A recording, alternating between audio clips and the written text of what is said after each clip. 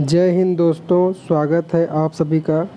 आज हम लोग क्वेश्चन नंबर 2 को हल करेंगे रचना का, जो कि दिया हुआ है 4 सेंटीमीटर त्रिज्या के एक वृत्त पर 6 सेंटीमीटर त्रिज्या के एक सकेंद्रीय वृत्त के किसी बिंदु से एक स्पर्श रेखा की रचना कीजिए और उसकी लंबाई मापिए। परिकलन से इस माप की जांच भी कीजिए। तो पहले हम लोग वृत्त की रचना करेंगे जो कि सकेंद्री रहेंगे, एक 4 सेंटीमीटर और एक 6 सेंटीमीटर। तो पटरी और प्रकार की सहायता से हम लोग पहले 4 सेंटीमीटर नापेंगे। तो हम लोग स्केल पे 4 सेंटीमीटर, जैसा कि आप देख सकते हैं, माप लेंगे और मापने के बाद एक सर्किल को ड्रा कर लेंगे। तो ये हमारा 4 सेंटीमीटर का वृत्त बन गया। ठीक है, उसका जो सेंटर है इसको हम बिंदु ओ मान लेते हैं, जो कि सकेंद्री रहेगा। फिर हम 6 सेंटीमीटर त्रिज्या को मापेंगे और उसी सेंटर बिंदु ओ को केंद्र मानते हुए उसी से एक और वृत्त जिसकी त्रिज्या 6 सेंटीमीटर रहेगी की रचना करेंगे। तो ये हमारा हो गया 6 सेंटीमीटर वृत्त भी बन गया, जिसका कि केंद्र दोनों का ओ ही है। ठीक है, अब क्या कर रहा है कि सकेंद्रीय वृत्त मतलब कि जो 6 सेंटीमीटर का वृत्त है उसके किसी भी बिंदु पर हमको वृत्त के किसी बिंदु पर स्पर्श रेखा की रचना करनी है। तो यहाँ पर हम कहीं पर भी कोई बिंदु मान सकते हैं। तो मैं बिल्कुल सीधे में ही मान लेता हूँ। इसके लिए हम 6 सेंटीमीटर वाले वृत्त की परिधि से केंद्र ओ को मिला देते हैं। ठीक है, तो हमने अब इसके अपने इच्छा अनुसार कहीं मान सकते हैं, मैं सीधे पे ही मान रहा हूँ और इसको मान लेते हैं ये है बिंदु पी है। तो इस तरीके से ओ पी मिल गया।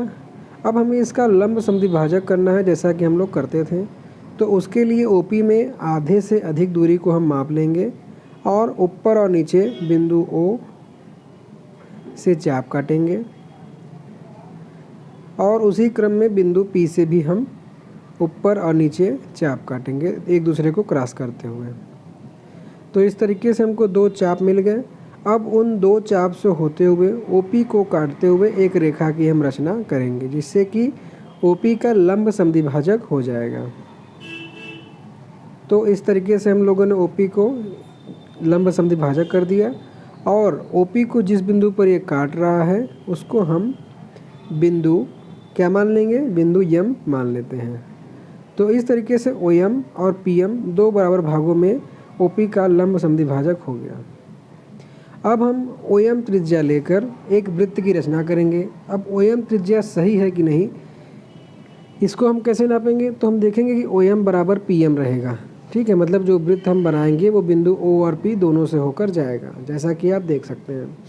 तो इस तरीके से ओ एम त्रिज्या लेके हम लोगों ने एक वृत्त की रचना कर ली है। अब ये 4 सेंटीमीटर वाले वृत्त को 2 जगह पर क्या कर रहा है, स्पर्श कर रहा है, मतलब ये काट रहा है। एक यहाँ बिंदु पर काट रहा है तो इसको हम बिंदु Q मान लेते हैं और एक नीचे काट रहा है तो इसको हम बिंदु R मान लेते हैं। ठीक है, अब इन्हीं बिंदु Q और R को हम बिंदु P से मिलाएंगे, जिससे कि हमारी स्पर्श रेखा निर्मित हो जाएगी, जैसा कि प्रश्न में कहा गया है। तो अब हम बिंदु P को बिंदु R से मिलाते हैं।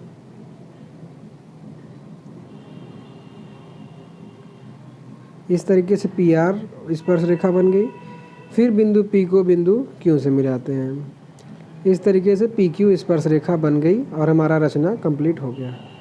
अब हम एक नज़र रचना के चरण जो कि हमें लिखना भी उस पर देख लेते हैं। तो देखिए, पहले हम क्या करेंगे, इसमें सब स्टेप लिखा है कि बिंदु ओ को केंद्र मानकर 4 सेंटीमीटर त्रिज्या और 6 सेंटीमीटर त्रिज्या वाले 2 सकेंद्री बिंदु हम खींचेंगे, जैसा कि बताया गया।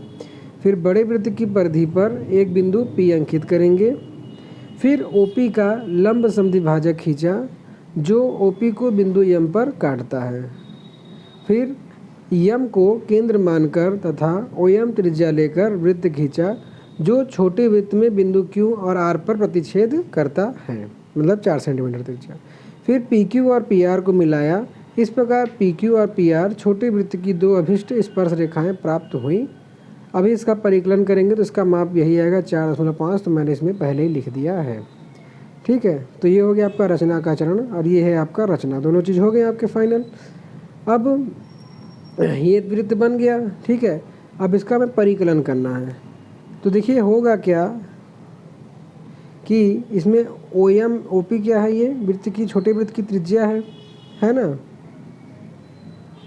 ये OP छोटे वाले वृत्त की त्रिज्या है, या भी कह सकते हैं ये इसका स्पर्श रेखा है, तो ये इस पर 90 डिग्री कोण बनाएगा।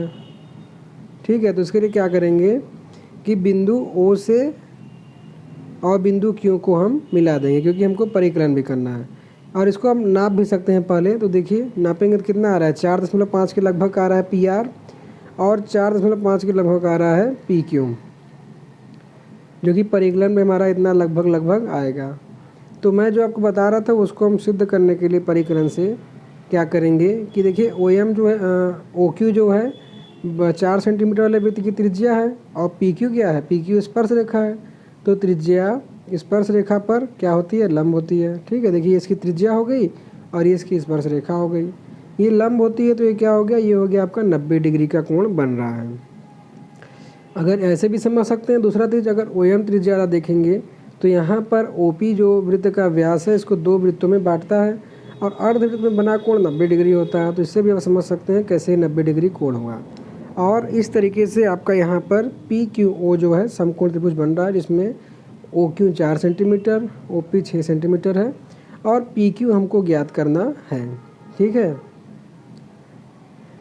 तो इसका हम गणना कर लेते हैं माप की जांच के द्वारा। हेडिंग डाल लीजिए, माप की जांच। इतना हो गया। अब इसमें समकोण त्रिभुज लगाएंगे तो 90 डिग्री के सामने की भुजा क्या होती है, कर्ण होती है।